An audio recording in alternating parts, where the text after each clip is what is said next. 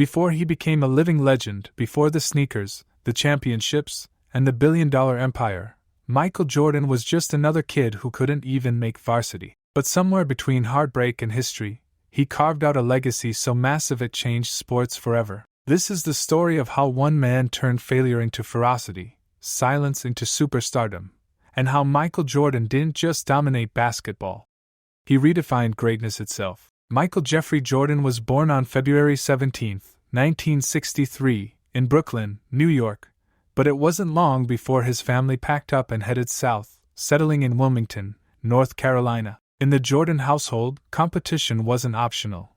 It was a way of life. His father, James, pushed him to be tough. His mother, Dolores, demanded excellence. And with 4 siblings, Michael grew up fighting for attention, fighting for victories, and fighting to prove he belonged. In the backyard, battles with his older brother Larry toughened him up more than any coach ever could. Losing wasn't just painful, it was unacceptable. As a teenager, Michael wasn't exactly the unstoppable force people later knew. In fact, at Laney High School, he faced what would become the first major setback of his young life. When he tried out for varsity basketball as a sophomore, he didn't make the cut. Too small, they said. Too skinny. Watching his name missing from that list stung like a punch to the gut. But instead of quitting, Michael let the rejection fuel him. He worked harder than ever, spending endless hours alone in the gym, taking jump shot after jump shot until missing wasn't an option. That failure, that burning feeling of being overlooked, was the spark that lit the fire inside him. By the time he hit his senior year, Michael had grown 4 inches taller,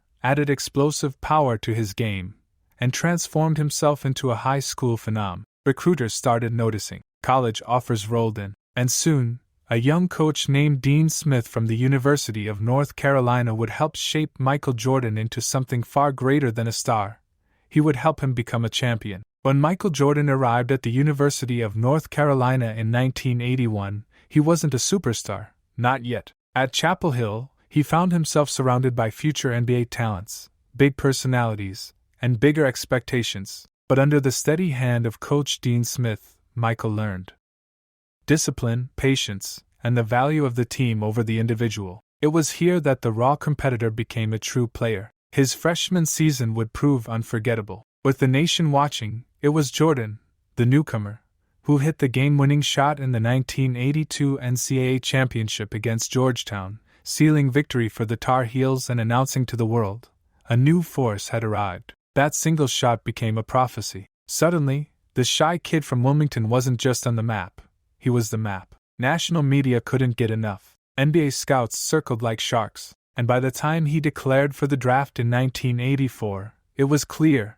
whoever got Michael Jordan wasn't just getting a player, they were getting a revolution. The Chicago Bulls, desperate for a savior, snatched him with the 3rd overall pick. They had no idea what was about to hit them. From the moment he stepped onto an NBA court, Michael Jordan was electric. His rookie season wasn't just good, it was explosive. He averaged 28.2 points per game, dazzling fans with gravity-defying dunks, impossible fadeaways, and a swagger the league had never seen. He wasn't just scoring, he was soaring. Off the court, the Jordan phenomenon took on a life of its own. In 1985, Nike rolled out the Air Jordan sneakers, a brand so successful it turned a basketball player into a marketing juggernaut. The NBA even banned the original black and red Air Jordans for violating the uniform code, but Michael wore them anyway, and Nike paid the fines. The message was clear: rules weren't made for Michael Jordan, they were made for everyone else. But while the accolades and endorsements piled up,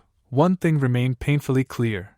As spectacular as Jordan was individually, the Bulls were still a struggling team, unable to translate his brilliance into championships. For Michael, winning personal trophies wasn't enough. He craved something bigger, greatness measured not by points scored, but by banners hung. And so began the long, grueling climb from human highlight reel to immortal champion, a climb that would demand more from Michael Jordan than even he thought possible. By the late 1980s, Michael Jordan was already an unstoppable force, a human cheat code. He was racking up scoring titles, MVP awards, and an army of diehard fans. But there was still a glaring hole in his legacy: no championships. Critics whispered that he was just a flashy scorer, not a winner. And if there's one thing history should never do, it's bet against Michael Jordan. Everything changed when the Bulls surrounded him with a supporting cast that could match his hunger. A gritty forward named Scottie Pippen evolved into his perfect partner, and under the ruthless leadership of coach Phil Jackson, the Bulls discovered something even deadlier than Jordan's scoring: teamwork. Jackson's triangle offense system unlocked the full fury of Michael's game, blending his scoring genius with surgical team play. In 1991, after years of heartbreak against the Detroit Pistons' infamous Bad Boys, Jordan and the Bulls finally broke through. They stormed through the playoffs with ruthless precision, and in the finals, Michael faced none other than Magic Johnson and the powerhouse Los Angeles Lakers. Game 2 gave the world a moment frozen in time.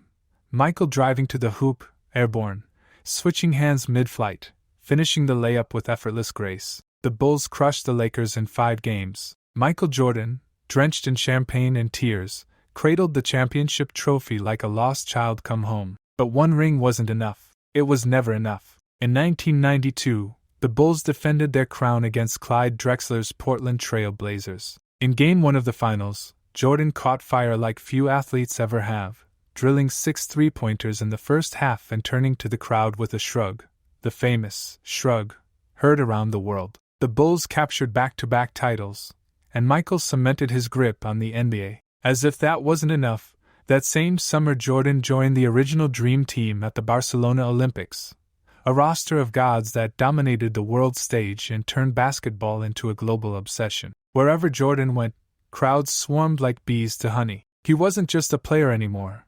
He was the face of the sport. The following year, 1993, the Bulls went for the unthinkable, a three-peat. Michael faced Charles Barkley's Phoenix Suns, but the outcome felt inevitable. Jordan torched defenses, set records, and clinched his 3rd straight Finals MVP. At just 30 years old, he had achieved what few ever dared to dream: 3 titles, 3 MVPs, and the undisputed crown as the king of basketball. But just when it seemed like nothing could stop him, life, cruel, unpredictable life, would come crashing in. At the peak of his powers, Michael Jordan was untouchable, but life has a way of humbling even the greatest. In July 1993, the unthinkable happened. James Jordan, Michael's father, his rock, his greatest supporter, was murdered during a robbery while sleeping in his car on the side of a North Carolina highway. The news shattered Michael's world. The man who had been there for every game, every triumph,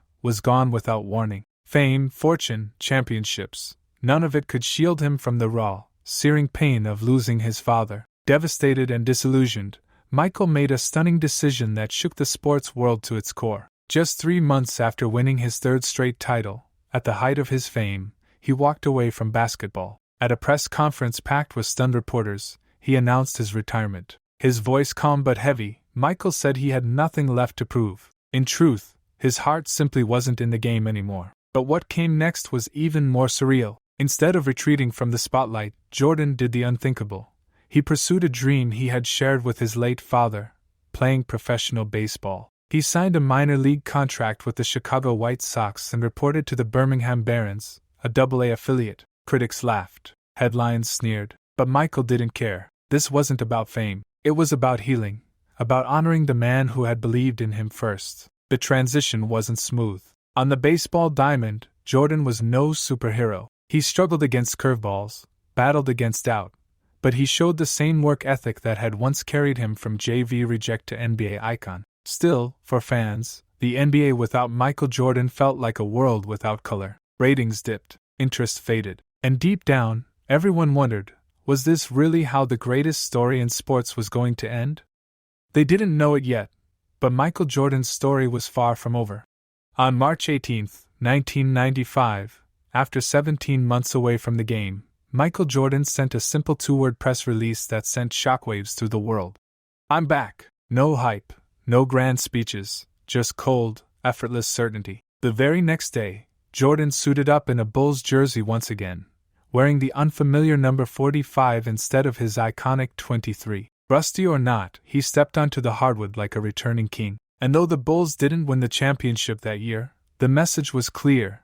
Michael Jordan was still Michael Jordan, and he was just getting started. By the start of the 1995-96 season, the NBA was bracing itself for a storm it couldn't contain. Jordan, fueled by unfinished business and sharpened by personal loss, unleashed one of the most dominant seasons in sports history. Alongside Scottie Pippen and newly added rebounding machine Dennis Rodman, the Bulls steamrolled the league, finishing with a mind-bending 72-10 record, a mark so absurd it felt like fiction. Jordan, reclaiming his throne, was named MVP and led the Bulls to a clash with the Seattle Supersonics in the finals. 6 games later, he was back on top, clutching his 4th championship on Father's Day, a tearful tribute to the man who had shaped his destiny. But greatness, true greatness, isn't just about winning once. It's about sustaining dominance when everyone is gunning for you. In 1997, the Bulls repeated, this time against the Utah Jazz. Game 5 of the finals delivered one of the most iconic moments in Jordan's mythology, the flu game. Battling a raging fever and dehydration, barely able to stand, Jordan dragged himself onto the court and delivered a performance for the ages.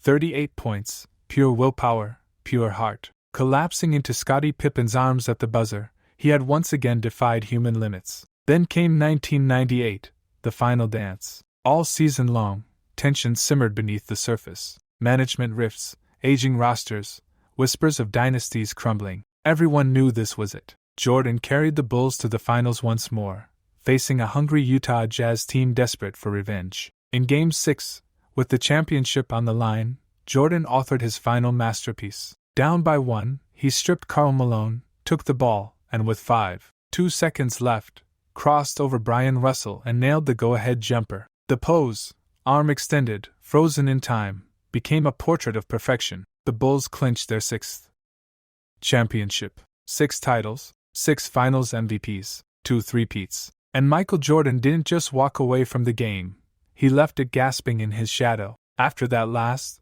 perfect shot in 1998, Michael Jordan retired for a second time, riding off into the sunset with nothing left to prove. He had reached the absolute summit of his sport, and etched his name into immortality. For a while, it seemed the story had ended, until, improbably, it didn't. In 2001, at 38 years old, Jordan shocked the world again. Driven by an undying love for competition and a desire to mentor young players, he returned, this time with the Washington Wizards. Though he no longer soared through the air quite like before, flashes of brilliance still appeared. Nights where he dropped 40 points, moments when the old magic flickered back to life. He wasn't chasing titles anymore. He was chasing something deeper, the pure love of the game itself. After 2 seasons, he finally said goodbye for good, leaving the court to a thunderous standing ovation in every arena he visited. But Michael Jordan's second act was just beginning. As a businessman, he built a financial empire that rivaled even his on-court dominance. The Jordan brand exploded into a global phenomenon, defining sneaker culture for generations. In 2010, he became the majority owner of the Charlotte Hornets, making him the first former player to own an NBA franchise, a symbol that his influence stretched far beyond the hardwood. Yet for all the money, fame, and accolades, Michael Jordan remained an enigma, fiercely private, fiercely competitive, and never fully comfortable outside the arena of battle. In 2009, he was inducted into the Basketball Hall of Fame, delivering a speech raw with emotion, pettiness, and pride, a reminder that even legends bleed. Then, in 2020, as the world stood still, ESPN released The Last Dance, a 10-part documentary that pulled back the curtain on Jordan's final championship season. A new generation, too young to have seen him play, finally understood what those who lived through it always knew. Michael Jordan wasn't just the greatest basketball player of all time, he was a force of nature, a symbol of excellence, and a standard that still towers over sports today. Today, Michael Jordan stands not just as a retired athlete, but as a cultural titan. His story is no longer just about points scored, championships won, or sneakers sold. It's about resilience, obsession, and an unrelenting pursuit of greatness. His career wasn't perfect, but that's exactly what made it legendary. In a world always searching for the next big thing, Michael Jordan remains the eternal benchmark, the rarest kind of story, the kind that feels, even now, almost too good to be true.